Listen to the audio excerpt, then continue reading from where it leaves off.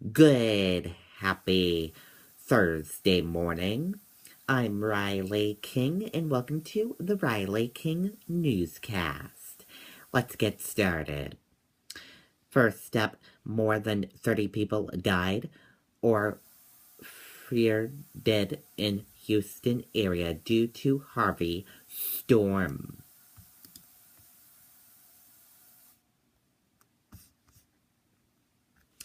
Houston officials worked to resume various city operations now that flood waters from Tropical Depression Harvey have begun to reduce. There are more than 32,000 people in shelters across Texas as Harvey continues drenching the state's Gulf Coast. Governor Greg Abbott said Texas has also an additional 30,000 beds available as needed for those who fled or still fleeing flood waters associated with the storm. At a news conference in Houston, Abbott said there are still about 107,000 power outages statewide, down from nearly 140,000 over the weekend. Harvey roared ashore as a hurricane Friday, then triggered deadly floods as a tropical storm. Abbott refused to speculate on the final cost of the storm in terms of property damage, but he suggests that the scope of the destruction fear exceeds that of Hurricane Katrina in 2005 or the 2012 Superstorm Sandy, meaning financial impact will likely be far greater than both.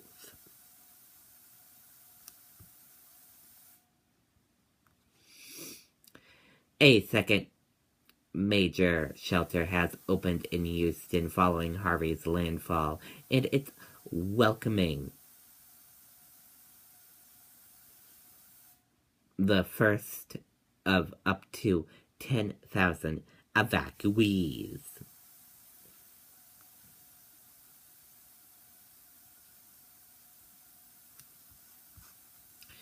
The death toll rises above 30.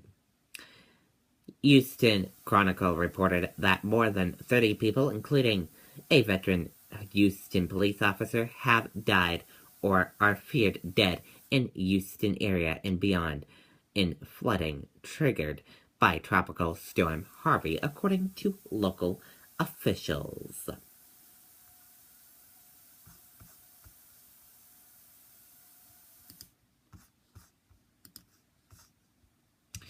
More than 300,000 raised at telethon to benefit Harvey victims.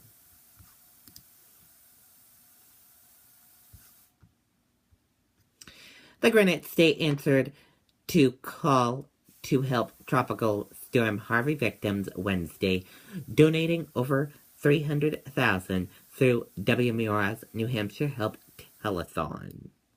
WMUR teamed up with the American Red Cross to raise a total of $338,317.85. For the moment the phone bank opened in the morning, the phones were ringing and generosity poured in. At times, every volunteer had someone donating on the other end of the line. Red Cross volunteer Liz moved to New Hampshire 2 years ago from Texas.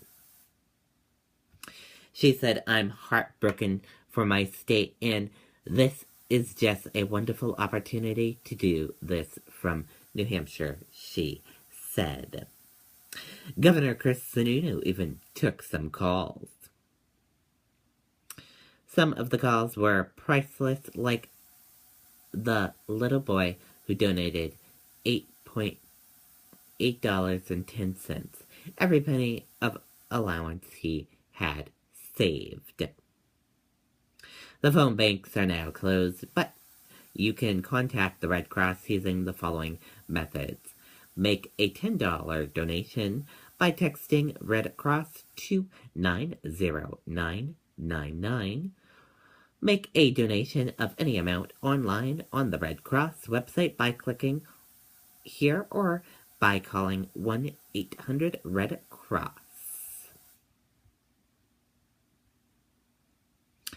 Learn about volunteering opportunities, donate blood, visit the American Red Cross website, find a collection or blood drive near you. Donations enable the American Red Cross to prepare for a response to help people affected by the storm or subsequent flooding.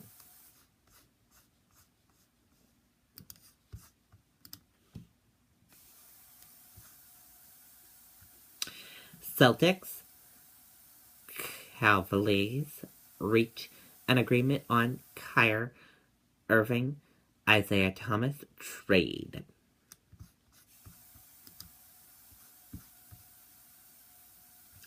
After days of uncertainty, it's official. Kyrie Irving will be shipped to Boston in exchange for a package that includes All-Star Isaiah Thomas.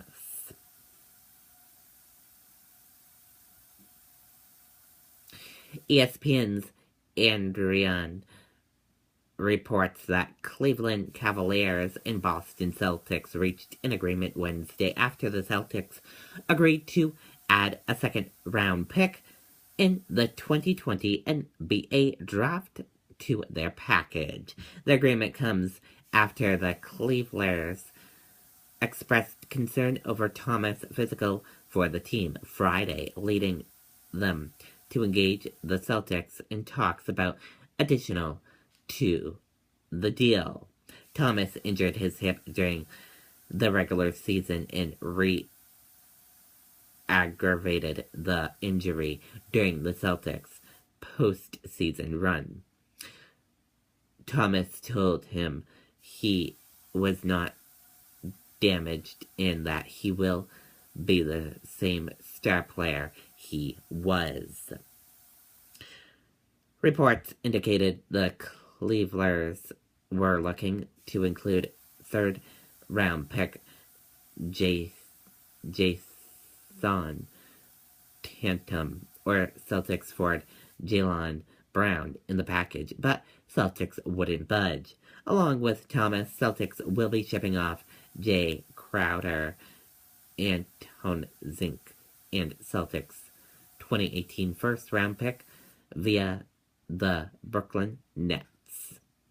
Irving joins the Celtics team that also acquired Thought after free agent Gordon Hayward in the off-season, following a postseason run that saw the Celtics go all the way to the Eastern Conference Finals before being eliminated by Irving and the Cavaliers.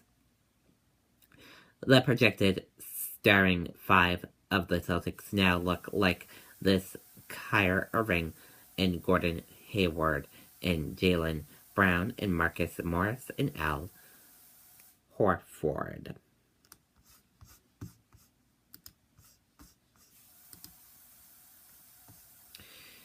Maine Ethics Commission fines state senator $9,000. The Maine Ethics Commission has fined Republican Senator Andrew Cushing of Newport $9,000 for violating the state's campaign finance laws last year. The panel imposed a $1,500 fine for late reporting of the campaign contributes and a $7,500 fine for misreporting filing or leadership political action committee. The vote was 3-2 on Wednesday. The assistant majority leader was accused of filing to report short-term loans from his political action committee to a family business, but the commissioner staff found that his actions did not give Cushing or others an unfair political advantage. The fine was lower than the staff recommended of $11,000. The maximum penalty allowed under Maine law was more than $100,000.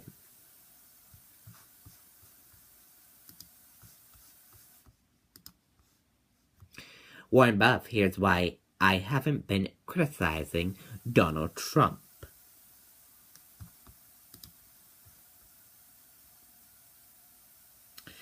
At a time when corporate leaders have been highly critical of President Donald Trump over his response to deadly violence at a White House nationalist rally in Charlottesville, Virginia, Berkshire Hathaway chairman and CEO Warren Buff has remained quiet, telling CNBC on Wednesday he tries not to mix business and politics.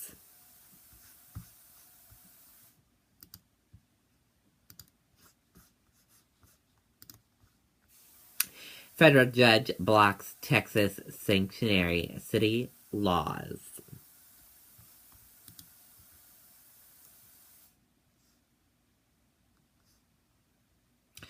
A federal judge late Wednesday temporarily blocked most of Texas' new sanctuary cities law that would have let police officers ask people during routine stops whether they're in the U.S. illegally, and threatened sheriffs with jail time for not cooperating with federal immigration authorities.